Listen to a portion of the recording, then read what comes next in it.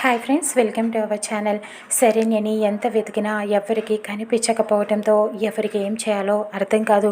శరణ్య ఎటు వెళ్ళిపోయిందని చెప్పి విశ్వనాథం, గీత బయట అంతా కూడా వెతుకుతారు. కానీ ఎవరికి కనిపించకపోవడంతో విశ్వనాథం చాలా బాధపడుతూ ఉంటాడు. ఇదంతా దర్శన్ వల్లే వచ్చింది. దర్శన్ మీద పోలీస్ కంప్లైంట్ ఇద్దామని చెప్పి నిర్ణయించుకుంటాడు. విశ్వనాథం, గీత ఇద్దరూ కూడా పోలీస్ స్టేషన్కి వెళ్ళి ఇలాగా మా అల్లుడితో పాటు హనీమూన్కి వెళ్ళింది, కానీ తిరిగి అల్లుడు ఒక్కడే వచ్చాడు, ఏమైంది నా కూతురు అని అడిగితే నాకు తెలియదు అని చెబుతున్నాడు. కానీ నా కూతురు ఏమైపోయిందో తెలియట్లేదు, ప్లీజ్ అండి వెతికి పెట్టండి అంటూ ఇక కేసు ఫైల్ చేస్తాడు దర్శన్ మీద. ఇంటికి వచ్చిన తర్వాత అందరూ శరణ్య గురించి వెతుకుతూ ఉన్న ఆనందకి కూడా ఎక్కడా కనిపించకపోవడంతో దర్శన్ని అందరూ ప్రశ్నిస్తూ ఉంటారు. దర్శన్ మాత్రం నాకు తెలియదు తెలియదు తెలియదు అంటూ చెబుతూనే ఉంటాడు. కానీ ఎవ్వరికి ఏమీ అర్థం కాదు. అక్కడ శరణ్య చేతులు కట్టేసి కుర్చీలో కట్టిపడేస్తారు రౌడీలు. కాసేపటికి శరణ్యకి స్పృహ ఉండదు, అలా పడిపోయి ఉంటుంది. రౌడీలు వెళ్ళి చూస్తూ ఉంటారు. ఇదేంట్రా, ఏమైంది దీనికి, ఇది ఉలకట్లేదు పలకట్లేదు అని చెప్పి ముక్కు దగ్గర చెయ్యి పెట్టి చూస్తూ ఉంటారు. ఊపిరి కూడా తీసుకోకుండా ఉంటుంది శరణ్య. ఇక వాళ్ళైతే ఒరే ఇది చచ్చిపోయిందిరా అని చెప్పి అనుకుంటూ ఉంటారు. ఏమైందిరా, ఇప్పుడు మనం ఏం చేయకుండానే ఇది ఎందుకు ఇలా అయిపోయింది అంటూ భయపడుతూ ఉంటారు. ఇక్కడ అనన్య మాత్రం ఇంట్లో జరిగే గొడవ చూసి చాలా సంతోషపడుతూ ఉంటుంది. ఏం చేయాలని ఇంట్లో అందరూ ఆలోచిస్తూ ఉండగా పోలీసులు వస్తారు.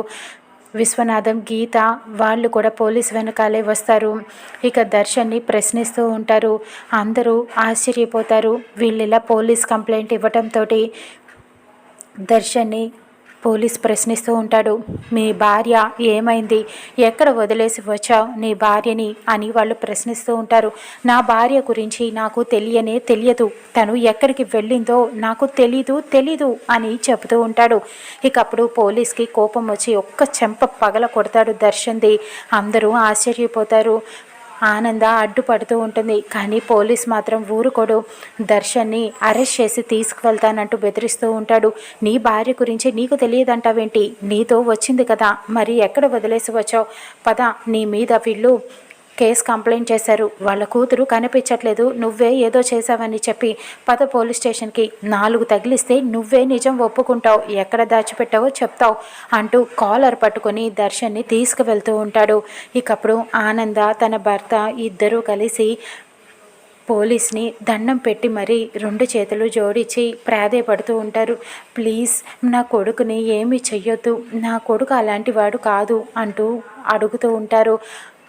విశ్వనాథం దగ్గరికి వెళ్ళి అడుగుతూ ఉంటారు. అన్నయ్య ప్లీజ్ అన్నయ్య, నా కొడుకు మీద కేసు వాపస్ తీసుకో, ప్లీజ్ అన్నయ్య, నేను నీ కూతురు ఎక్కడ ఉన్నా వెతికి తీసుకువస్తాను అంటూ చెబుతూ ఉంటుంది. కానీ ఇకప్పుడు ఆనంద బాధ చూడలేక విశ్వనాథం, సరే నేను కేసు వాపస్ తీసుకుంటాను, ఎస్ఐ గారు ఆయన్ని వదిలేయండి, మా అల్లుండి, నేను కేసు విత్డ్రా చేసుకుంటాను అని చెప్పడంతో ఇకప్పుడు పోలీస్ అంటూ ఉంటాడు. సరే ఆ కేసు విత్డ్రా తీసుకుంటారు సరే, కానీ ఇంకొక కేసు ఉంది కదా, మీ అల్లుడి మీద ఇంకొక బలమైన కేసు ఉంది అని చెబుతూ ఉంటాడు. ఆ కేసుని ఏం చేయమంటారు అని అడగటంతో అందరూ ఒక్కసారిగా ఆశ్చర్యపోతారు. ఆనంద, విశ్వనాథం అందరూ కూడా పోలీస్ని అడుగుతూ ఉంటారు. ఇంకొక కేసా, ఇంకేముంది అని అడగటంతో అవును ఇంకొక ఎలిగేషన్ ఉంది మీ కొడుకు పైన అంటూ పోలీస్ చెబుతూ ఉంటాడు. ఇక ఇంతకీ దర్శన్ మీద ఇంకొక కేసు ఎవరు ఫైల్ చేశారు, ఏంటది, శరణ్య ఎలా ఇంటికి తిరిగి వస్తుంది, ఏం జరగనుందో చూద్దాం రానున్న ఎపిసోడ్లో.